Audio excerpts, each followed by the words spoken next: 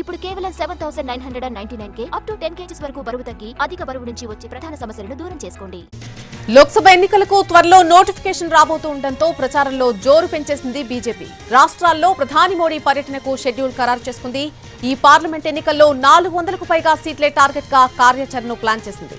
North తో పాటుగా south రాష్ట్రాల్లోనూ గతంలో కంటే ఎక్కువ సీట్లు గెలుచుకోవాలని కమలం పార్టీ ముందుకు వెళ్తోంది. ప్రధాని నరేంద్ర మోడీ ఈ నెల 15 నుంచి దక్షిణాది రాష్ట్రాల్లో లోక్సభ ఎన్నికల ప్రచారాన్ని నిర్వహించనున్నారు. ముఖ్యంగా తెలుగు రాష్ట్రాలపై స్పెషల్ ఫోకస్ పెట్టింది బీజేపీ. తెలంగాణలో ఎక్కువ సీట్లు గెలవడమే టార్గెట్ గా రోడ్ మ్యాప్ సిద్ధం చేసుకుంది. వరుసగా 3 రోజుల పాటు మోడీతో బహిరంగ సభలు, రోడ్ షోలకు ప్లాన్ చేసింది. ఈ నెల 16 నుంచి 18 తేదీల్లో జగిత్యాల, నాగర్ కర్నూల్, మల్కాజ్గిరిలో బహిరంగ సభల్లో పాల్గొంటారు ప్రధాని. అటు ఏపీ పైన ప్రత్యేక దృష్టి పెట్టింది బీజేపీ. 17న చిలకలూరిపేట సభకు హాజరు కానున్నారు పీఎం. ఎన్నికల షెడ్యూల్ తర్వాత కూడా మోడీ టూర్ కు సంబంధించిన షెడ్యూల్ ఖరారు కానుంది.